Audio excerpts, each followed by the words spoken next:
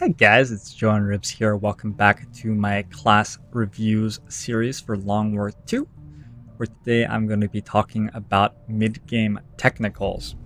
As a really quick review in this series, I'm using two metrics. Alpha means how good a soldier is at alpha striking, killing enemies before they can act, usually by overwatching against them and then using actions in the soldier's own turn. And break means breakdown rating. It means how good a soldier is at excelling in situations where enemies are active and getting actions against XCOM, attacking XCOM soldiers. Does this soldier die straight away or fail to output? Or does the soldier excel, survive a lot of incoming fire, control the enemies, and help XCOM dig itself out of the hole? For the mid game, technicals who were very strong in the early game based almost entirely off the strength of their consumables from the gauntlet, which they get at Squatty as their Squatty perk. Technicals start to suffer a little bit of an identity crisis. The consumables from this gauntlet are still going to be quite strong. They're still quite good. The fire rocket ability that is on the gauntlet for a technical at Squatty is one of the top 3 cover destruction abilities in the game. All the way through the game, in my opinion.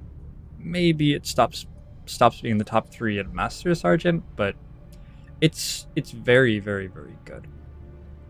So the technicals are still somewhat strong from those consumables, but the consumables are stop being able to completely kill a pod with a rocket.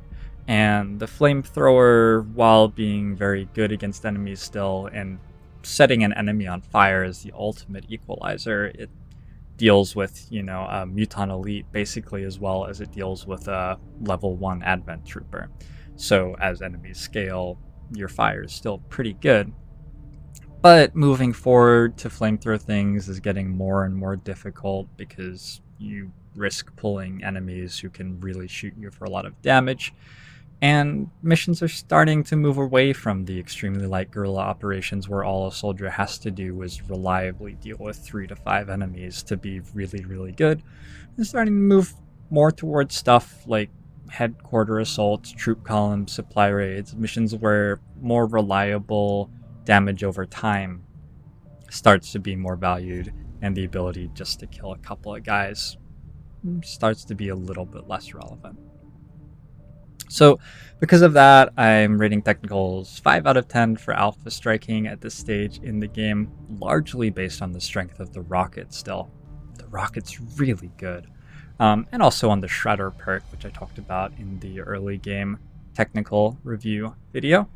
And I'm giving them a 7 out of 10 for breakdowns. They remain very strong in breakdowns. If you took Burnout at Sergeant, they'll be even stronger than if you took Shredder at Sergeant, in my opinion. Fortify is extremely good in breakdowns, and they pick up perks which make them even better in breakdowns through the mid-game, in my opinion. So let's start to talk about those. At Staff Sergeant, we're picking between 2 perks, Formidable and Phosphorus. Let me just explain really quickly what Tandem Warheads does so we can stop thinking about it. In Long War 2, damage falls off from grenades. As you get further away from the center of the grenade, it deals less damage on average. But it's only the minimum damage of the explosive. I said grenade, I meant explosive, so this applies to rockets too. It's only the minimum damage that falls off. So a tier 1 rocket from a tier 1 gauntlet is dealing 2 to 7 damage in its center and 1 to 7 damage at its outsides. If you have biggest booms, then there's a 50% chance that ticks up to 3 to 9 damage at its outsides versus 4 to 9 at its middle. Not a big deal. Not a big deal, even a little bit. We've already dismissed the idea that technicals are going to be using many offensive grenades. They already have 3 offensive consumables just built into their kit, and they're much better served picking up defensive utility items, in my opinion. So Tandem Warheads just doesn't really do anything. It Often I'll talk about damage relative to something else, like biggest booms deal sort of comparable damage to early game center mass. Uh, Tandem warheads deal so little damage that I don't even think I can do that. It barely does any damage. It doesn't it doesn't do much. It's not a good perk. Don't pick it. That's tandem warheads for you. Okay, so let's talk about Formidable, sorry, and Phosphorus.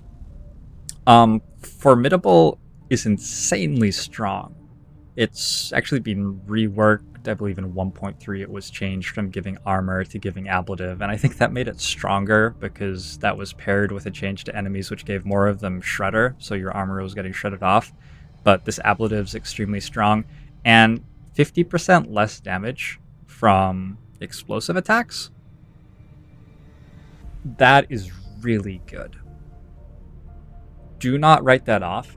The better that you get at this game, the more experienced you get at fighting against enemies who have grenades or have missile launchers or something like that, the more you'll start to recognize that you can engineer situations where encouraging them to use those attacks is actually beneficial to you. If you are up against just a tier 1 mech, for example, it's a really good example in my opinion. The tier 1 mech can easily crit a soldier for 8 damage. The tier 1 mech can shoot really hard. Critting for 7 might be more normal, but it hits hard, and even if it doesn't crit, it's going to be dealing, I think, 5 or 6. So if you're up against that tier 1 mech, and you have soldiers who aren't in Predator armor, or who have taken a wound or two and are now looking like lethal shots for it, and it's a mech, so it can move around the map wherever it wants. It's really hard to hide from it. You're in a lot of danger. Those soldiers might be getting killed by the mech unless you can kill it outright. The mech's AI tree, if it sees 2 of your soldiers within the AoE blast of a micromissiles, is going to micromissile the soldiers, like even if it's flanking someone. It really loves micromissiling them. And if you've picked Formidable, those micromissiles are going to deal, 1 or 2 damage to your soldier. Not a big deal at all, especially since Formidable gives you an extra 2 bonus ablatives, so you're likely not even taking a wound. The ability to pick this perk and use it to position your soldiers to bait explosive attacks, and in that way control enemies without having had to use any abilities to actually do it, is very, very strong. And it feels a little bit odd to rate this 9 out of 10 for breakdowns because of how much specific knowledge you have to have about enemies to use it in this way, but that's my honest opinion of the perk.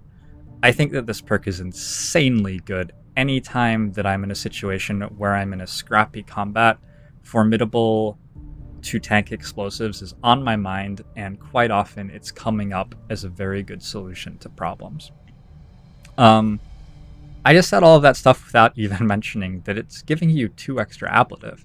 This is on a technical who likes to get out of combat or out of cover right up in the enemy's faces and stuff, and who you'd rather not, have killed, and ideally you'd like the technical not to take wounds. And so that 2 extra ablative is really, really nice as well.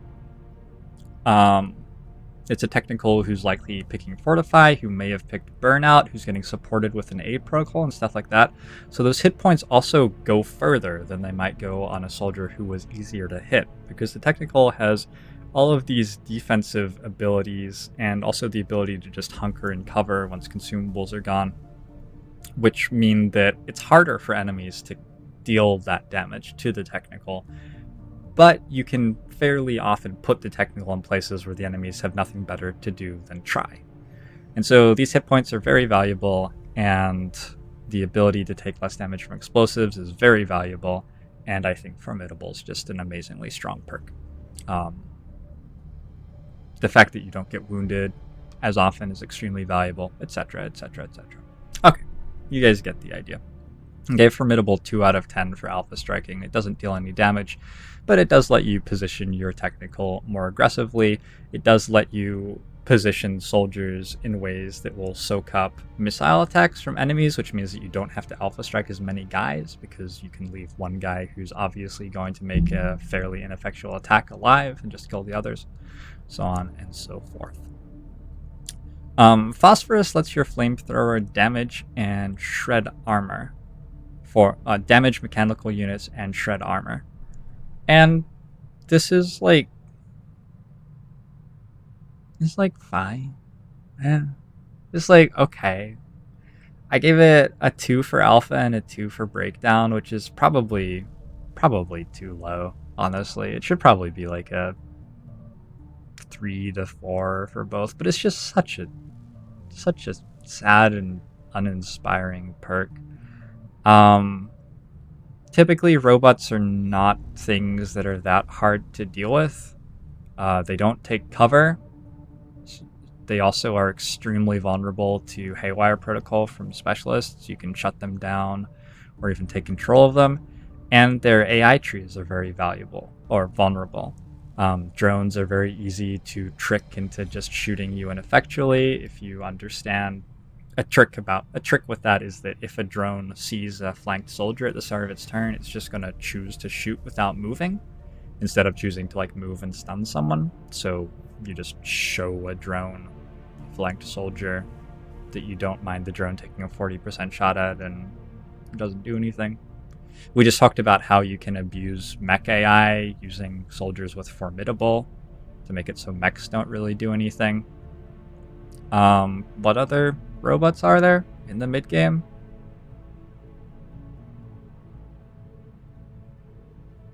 That's all the robots that there are in the mid game. So so you see the point, right? Shredding armor with the flamethrower is like whatever. This is attempting to make a consumable which is good because it sets things on fire so they can't do anything. It's attempting to take that consumable and make it good by like making it deal damage to mechs. And making it shred armor, which, you know, makes it deal a little bit more damage. And again, so that's my honest opinion of Phosphorus. It's not as bad as 2 out of 10 probably, but that's what I gave it. So we're going to be picking Formidable at Sergeant pretty regularly. And something that you may see looking at this tree is that we've started with our consumables and been very invested in our consumables. At Squatty, we took heavy weapons. Well, it was given to us. At Lance Corporal, we took fire in the hole to make that rocket better. Ever since then, this soldier has just gotten scrappier. Fortify, Shredder, Formidable. This is our soldier who's like in heavy cover on the front line, is going to survive bad things happening to it, is going to get good value out of like a Shredder Overwatch, which it seems like it has no right to get value out of, and then is going to like flamethrower or something, and all of a sudden 3 enemies are on fire. It's a sleeper tank. It's a tank which, you know, as a night job, crowd controls half of the active enemies with 1 action. It's a soldier who was dead-ending with their consumables and found a new purpose in life. I don't talk too much about AWC abilities in this series, but I want to say really quick right now. Technicals make really nice pistol perk users. They have quite good aim progression, 18 aim at Master Sergeant. They have consumable space because they've already got the flamethrower and the rocket. And they have these defensive perks. They're going to be staying in heavy cover. They're often not really going to want to, you know, use a consumable or anything. So if you can pick up Fanfire, Lightning Hands, it's not Gunslinger, whatever the one is that lets you fire the pistol as the first action of your turn without ending your turn, stuff like that, they can end up sort of simulating Rangers almost, plus having really nice consumables. They'll deal a little bit less damage with their shooting attacks than a Ranger would, but a couple of weeks in the AWC and you have a soldier which emulates what the Ranger does, plus better at tanking, plus has 2 flamethrower charges and a rocket charge, and that's really nice to have. And so if you have a technical who has like quick study or something like that, that's a path that you can definitely look to go down if you want. But they're also just fine as dorky tanks who use consumables sometimes and occasionally shoot with a SMG or a rifle.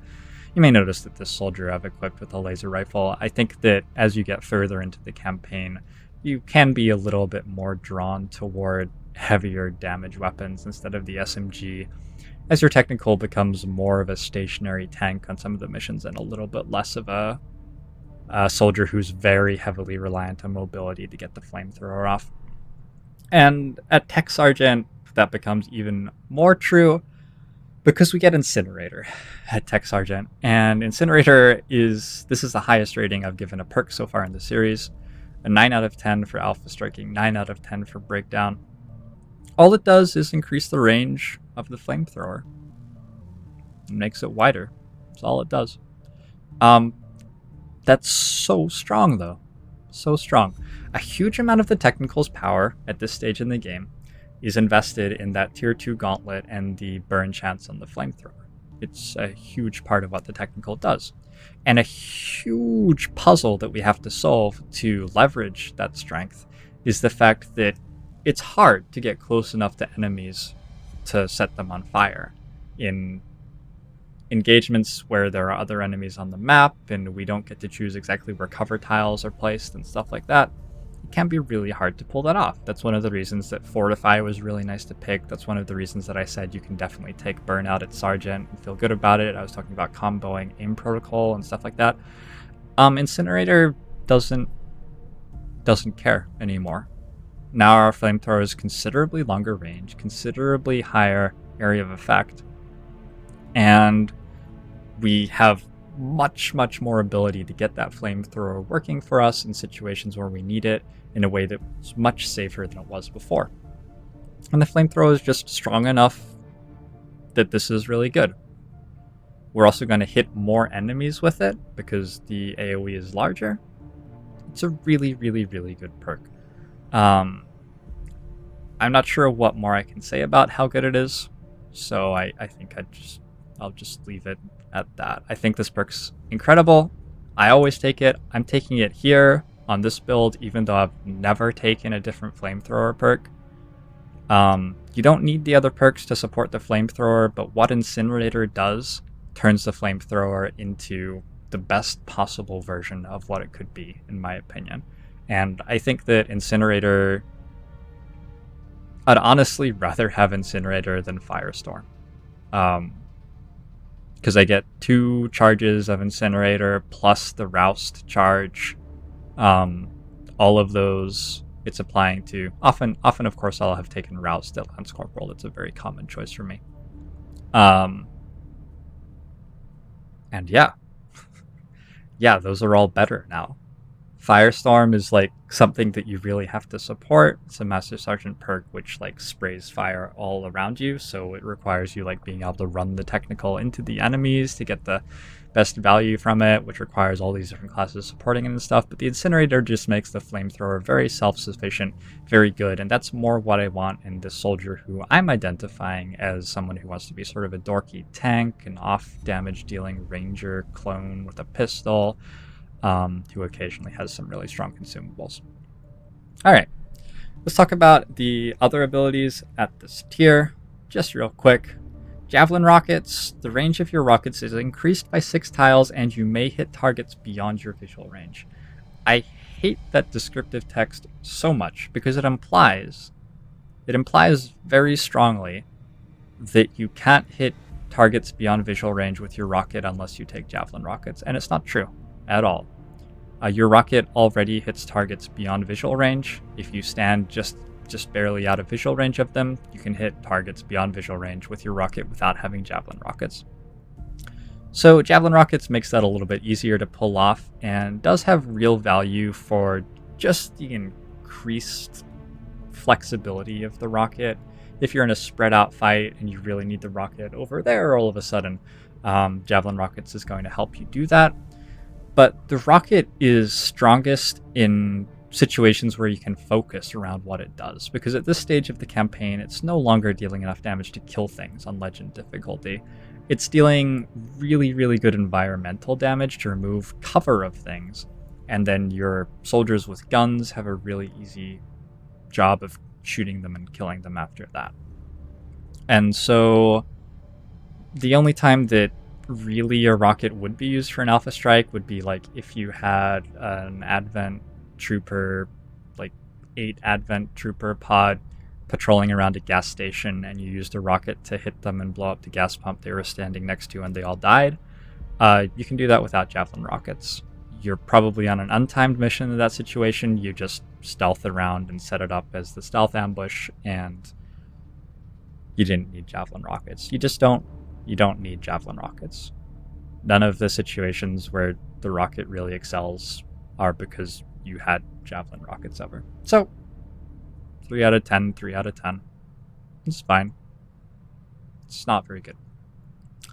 Fire in the Steel, I gave 6 out of 10 for alpha striking.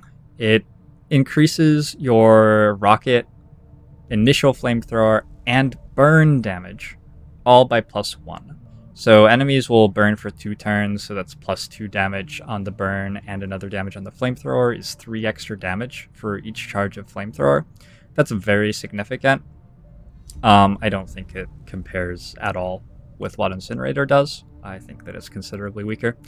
And, +1 damage on the rocket is sort of easy to throw away at this stage in the campaign.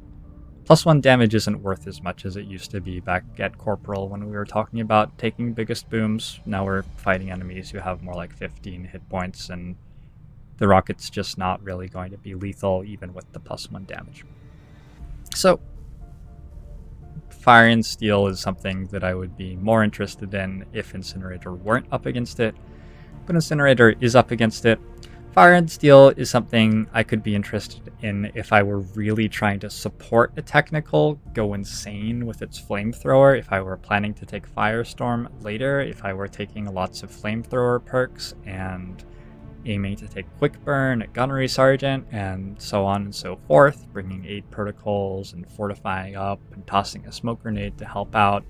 That's not how I think that the technical is best used. I think it's considerably less exciting than having this fortified, reliable soldier who has amazing consumables. To use a MOBA analogy, the soldier's like the tanky guy who has really nice base values on his abilities. So you can just ignore building offensive items because your abilities do so much just from leveling them up. That's what the flamethrower is basically, and what it turns into when you give it a tier 2 gauntlet. And you can just focus on making the soldier survivable for the most part. Incinerator, though, breaks that role by just being so strong and solving so many of the technical's problems. So, that was the mid-game for the technicals.